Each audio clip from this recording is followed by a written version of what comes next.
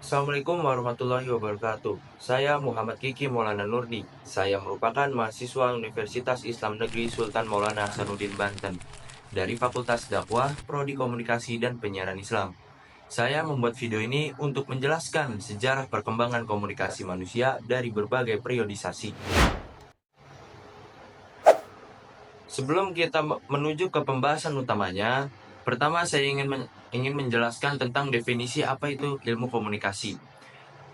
Kata atau istilah komunikasi berasal dari bahasa Inggris communication, berasal dari kata communicatus dalam bahasa Latin yang artinya berbagi atau menjadi milik bersama. Dengan demikian, komunikasi menurut leksikografer ahli kamus bahasa menunjuk pada satu upaya yang bertujuan berbagai untuk mencapai kebersamaan.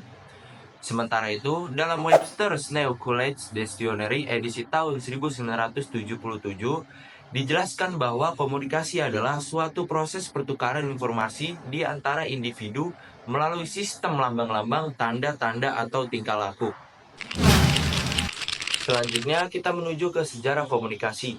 Sejarah komunikasi pada mulanya hanya merupakan upaya atau cara manusia menyampaikan ide, gagasan, kemauan, hasrat, dan lain sebagainya. Upaya tersebut hanya supaya manusia bisa saling berhubungan.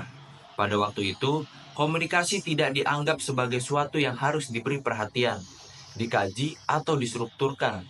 Namun, pada abad kelima sebelum Masehi, di Yunani berkembang suatu ilmu yang mengkaji proses pernyataan antar manusia yang diberi nama retorika, yang berarti seni berpidato dan berargumentasi, yang bersifat mengugah atau seni yang menggunakan bahasa secara lancar untuk mempengaruhi dan mengajak. Retorika mendapat pembahasan khusus, bahkan beberapa pemikir itu menempatkan retorika sebagai hal penting dalam masyarakat dan pemerintahan. Kata retorik bahasa Inggris dalam pengertian di atas bersumber dari bahasa Yunani, retorikos, oratorical bahasa Inggris atau retor bahasa Yunani, public speaker bahasa Inggris yang terkait dengan kata rema bahasa Yunani, dan kata kerja to speak say bahasa Inggris atau ero dari bahasa Yunani. Dalam pengertian yang lebih luas, retorika terkait dengan percakapan manusia. Pada perkembangan awal, batasan komunikasi yang dapat kita terapkan adalah percakapan atau penyampaian gagasan antar manusia secara lisan dan bertatap muka, baik berupa pidato maupun diskusi, dengan tujuan mendidik, membangkitkan kepercayaan, dan menggerakkan perasaan orang lain. Komunikasi terus berkembang, tidak hanya menyampaikan gagasan melalui lisan. Pada zaman Kekaisaran Romawi, Julius Caesar membuat papan pengumuman yang dinamakan Acta Diurna. Penyampaian gagasan mengenai apa yang penting bagi masyarakat telah bertambah dari sekadar lisan menjadi bentuk tulisan. Hal ini terus berkembang secara ditemukannya kertas, penemuan mesin cetak, dan terbitnya surat kabar pertama. Setelah surat kabar, peradaban manusia juga berkembang dan ditemukanlah radio, film, televisi, dan sejumlah media lain. Asal-usul ilmu komunikasi itu sendiri sebenarnya tampil pada zaman Yunani kuno yang digagas oleh Aristoteles. Dalam gagasan tersebut, ia menyebutkan bahwa di dalam komunikasi itu terdapat komunikator, pesan, dan penerima. Kesimpulan dari gagasan itu ialah jika komunikator menentukan gagasan atau pesan, kemudian diarahkan pada khalayak pilihannya melalui saluran atau media yang dimilikinya atau dikuasainya, maka akan keluar hasil yang diinginkan. Dalam perkembangan selanjutnya, gagasan itu terus dikembangkan, kemudian dilahirkan dua bentuk komunikasi yang masing-masing berkembang di benua yang berbeda. Pertama, ilmu publistik di Jerman. Kedua, ilmu komunikasi massa di Amerika. Perpaduan dari kedua bentuk inilah yang meneteskan ilmu komunikasi yang kita kenal sekarang ini. Perpaduan ini tidak lepas dari upaya Staples melalui karya Gebner. Artinya, itu merupakan titik awal tampaknya ilmu komunikasi. Secara umum, sejarah perkembangan ilmu komunikasi dapat menjadi 4 periode. Yang pertama, periode tradisi retorika. Periode tradisi retorika dimulai sejak peradaban Yunani kuno. Beberapa ratus tahun sebelum Masehi, ada pun tokoh utama yang memiliki peran penting di era ini. Salah satunya ialah Aristoteles, sebagai orang pertama yang mengkaji dan mengorganisasinya. Menurut Aristoteles, pengertian retorika mengacu pada segala upaya yang bertujuan untuk persuasi.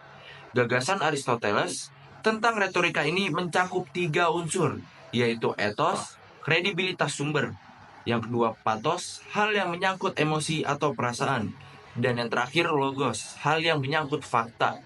Dengan demikian, upaya persuasif menurut Aristoteles menuntut 3 faktor, yaitu kredibilitas dan pelaku komunikasi yang melakukan kegiatan persuasi.